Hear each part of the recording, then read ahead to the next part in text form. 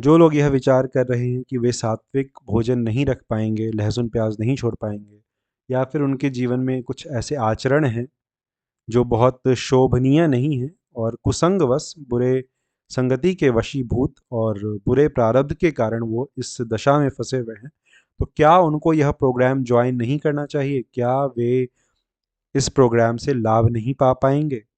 अगर आप ऐसा सोचते हैं तो ऐसा बिल्कुल नहीं है। आपकी जैसी स्थिति हो, घटिया से घटिया स्थिति हो, आपने जीवन में हठ पूर्वक पाप किया हो, जन्म जन्मांतरों में पाप किया हो, तब भी यह प्रोग्राम आपके लिए बहुत लाभदायक है। आप समझिए, ईश्वर जो है ना, जैसे मंदिर है, मंदिर जाने के लिए इन सब चीज़ों की ज़रूरत नहीं पड़ती है ज़्यादा, उसी तरह ईश्वर जो है, उनके तरफ बढ़ने के लिए कोई भी योग्यता की आवश्यकता नहीं है। आप महान से महापतित पतित आत्मा हैं, तब भी आप भगवान की ओर बढ़िए, भगवान आपके दोष पर विचार नहीं करेंगे।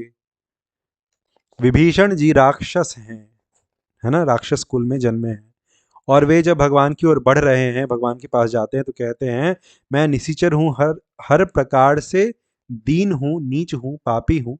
क्या मैं आपके लायक हूँ? मैं आपके लायक नहीं हूँ, आपकी शरणागति के लायक नहीं हूँ। भगवान कहते हैं कि सन्मुख हो ही जीव मोहि जब ही, जन्म कोटि अघनाश ही तब ही। जैसे ही आपने कमर कसी कि मैं इस प्रोग्राम को ज्वाइन करूंगा, या फिर आपने ये सोची कि मैं भगवान की भक्ति करूंगा, भगवान की ओर बढ़ूंगा, उनको प्राप्त कर लूंगा, उसी क्षण आपके जीवन के सारे पाप, जन्म कोटि करोड़ों जन्मों के पाप, अघ, अघ यानी पाप, नाश ही तभी, तभी नाश हो जाता है। कोटि विप्र बदला गही जाऊं, गए शरण तजौ नहीं ताहू। करोड़ों ब्राह्मणों का भी हत्यारा हो, उनकी शरण में जाता है कोई तो उनको त्यागते नहीं है राम जी। ठीक है।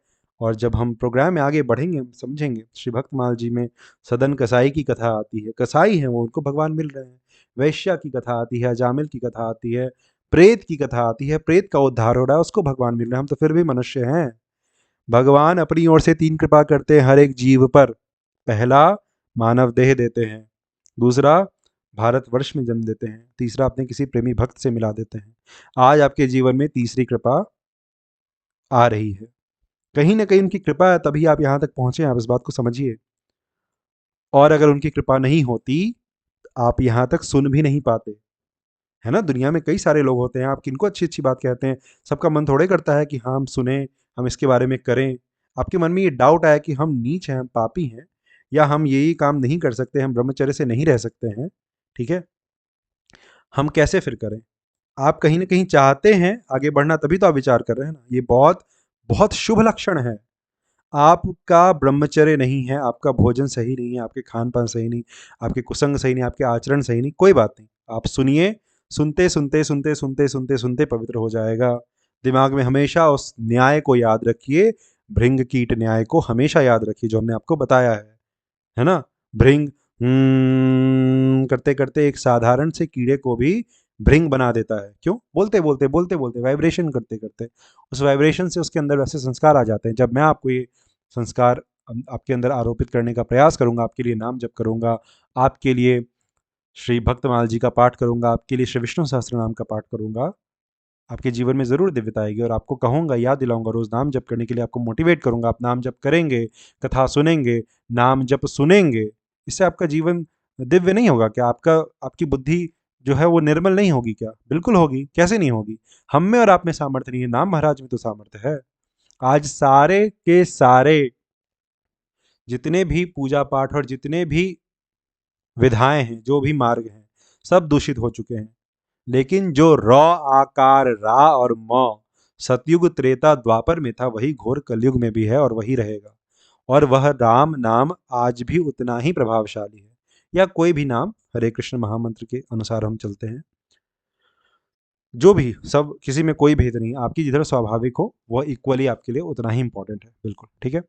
तो मैं आपको यही कह रहा हूं कि जीव में अगर हठ पूर्वक पाप करने की उतनी सामर्थ्य नहीं है जितनी नाम महाराज में या भगवान में उसको साफ करने की, उसको क्षमा करने की सामर्थ्य है। जीव तो हर प्रकार से दोषी है ही, वह तो पतित है ही। तुम पावन करो हमें, तब न तुम पतित पावन होगे। हम्म। तुम हमारा उद्धार करो, तब न तुम पतित उद्धार होगे, पतितों का उद्धार करने वाले होगे। तो हमारी जो नीचता है वह तुम्हें उठाने वाला उठाने वाला बनाने का एक प्रकार से सहायक है। तो हम तो नीच हैं, स्वाभाविक है, हम नीच हैं ही।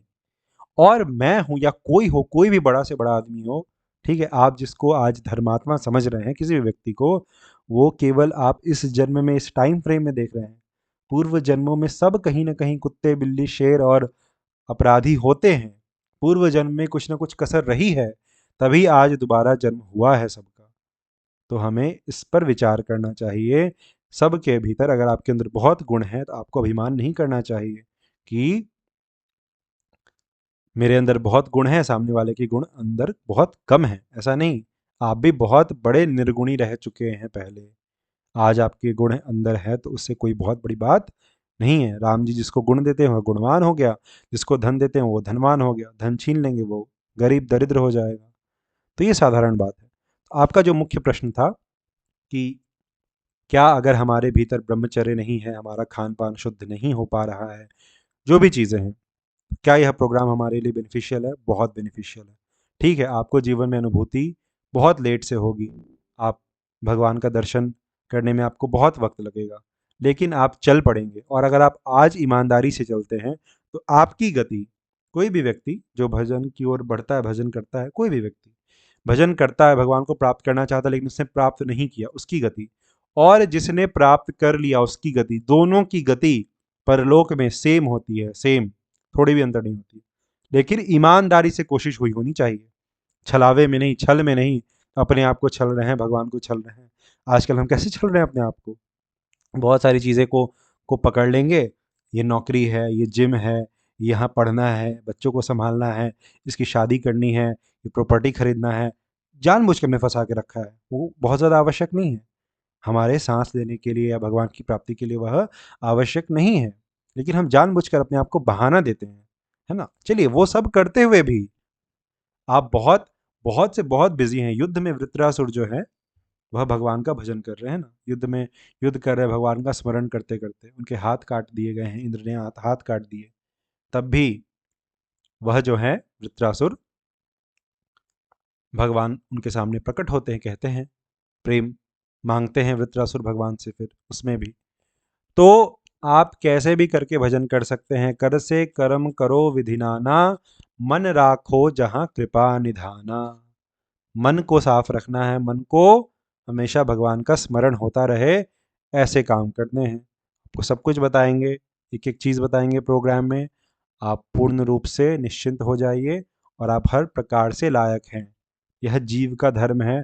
भगवान किसी के गुण दोष पर विचार नहीं करते, किसी के साधन पर विचार नहीं करते। वह कृपा से मिलते हैं, भगवान कृपा से मिलते हैं। और आप जब इस प्रोग्राम में बढ़ेंगे आगे, भगवान की कृपा होगी, आपके जीवन में सब प्रकार के दिव्य गुण उतर आएंगे। लहसुन प्याज तो बहुत दूर है, नॉनवेज वगैरह और जो भी आपकी गलत आचरण है वो सब छूट जाएंगे। मन तो करेगा ना छोड़ने का, एक बार मन जरूर कर जाएगा। फिर अगला जब ज्वाइन करेंगे और ज़्यादा साधन बढ़ा देंगे, छोड़ भी देंगे और करेंगे, और वो कंक्रीट हो जाएगा। फिर घृणा हो जाएगी, घृणा हो जाएगी। जैसे मैं नॉन-वेज वगैरह नहीं खाता हूँ, बिल्कुल नहीं, जीवन में कभी नहीं खाया। मुझे घृणा, आप सामने रख देंगे मुझे, मैं नाक बंद करके चला जाऊँगा वहाँ से। वैसी घृणा आपको हो जाएगी जब एक काले पन्ने में, एक काले प्लास्टिक में मांस का टुकड़ा या फिर कोई मल, है ना, पॉटी रखी हुई है, बंद है, ऊपर से जब रखा हुआ है तो आपको लगेगा हाँ सब अच्छा है, ठीक है, नॉर्मल है। आप उसको घर ले आए, जब आप खोल करके देखते हैं इसमें तो बहुत गंदगी है, तो कैसी घृणा हो जाती है। वैसी बुद्धि, बुद्धि को अभी ये बात पता नहीं है कि ये चीज़ें सही हैं गलत हैं, इससे घृणा करनी चाहिए नहीं करनी चाहिए। मन में प्रवृत्ति वैसी हो चुकी है, क्योंकि ये मन जो है ना, जन्म जन्मांतरों में अलग अलग योनियों में भटका है। हिंसक, शेर, कुत्ता, बिल्ली, इन सब पशुओं में रहा है, राक्षस बना है, चांडाल बना है, बहुत सारी चीज़ें हैं उसमें। इसके संस्कार बढ़े हुए हैं, बने हुए हैं मन में, इसीलिए वह प्रवृत्त हो रहा है उधर। कथा सुनेंगे मन साफ होगा, रुलाएंगे आपको, भजन इतना आपसे करवाएंगे, आपको ऐसी ऐसी बातें सुनाएंगे, नाम जप करेंगे, आपके मन में व्याकुलता होगी, हृदय द्रवित होगा, और उसी जल से वह मन और उसके संस्कार साफ होंगे। और आपका जब मन निर्मलोज्वल हो जाएगा, उसमें ठाकुर जी आने लगेंगे। ठाकुर जी के आने से पहले दिव्य गुण आएंगे। जैसे सूर्य उदित होने से पहले उसकी लालिमा प्रकाशित होती है, अरुणोदय अरुण जो हैं, जो लाल लाल चमकते रहते हैं, है ना, वो आते हैं पहले, तब सूर्य आते हैं, है ना। तो हृदय में अपने आप सारे दिव्य गुण, सारी सिद्धियां, सारी शक्तियां, सारा प्रेम, करुणालय, वरुणालय, जो भगवान के दिव्य गुण हैं, क्षमा, दया इत्यादि जो गुण हैं, वह सब हृदय में प्रकट होने लग जाएगा। और जब हो जाएगा, तब भगवान अपनी संपूर्ण वैभव, ऐश्वर्य और माधुर्य के साथ हृदय में आएंगे, बैठेंगे, वहीं लीला करेंगे। अभी आंख बंद करते हैं तो अंधेरा दिखता है, तब आंख बंद करेंगे तो काले काले वो दिखेंगे, ठाकुर जी। ठीक है, नृत्य करते हुए, कभी खाते हुए, कभी कहते हुए, कभी हंसते हुए, कभी रोते हुए, सब होगा। आप इस प्रोग्राम से जुड़िए तो सही। यह बहुत बड़ा प्रोग्राम है, आपके जीवन का दी बेस्ट डिसीजन होने वाला है ये। ठीक है, बहुत मज़ा आएगा आपको, बहुत मज़ा आएगा। समझिए इस बात को, और प्लीज़ इसको ज्वाइन करिए। किसी प्रकार की कोई चिंता की बात नहीं है, सब सही होगा। भगवान ने आपको यहाँ तक लाया है, आगे भी वही लाएंगे, आगे भी वही सब कराएंगे। इसीलिए पूर्ण रूप से धैर्यपूर्वक डट करके आगे बढ़िए। शेष चर्चा आगे।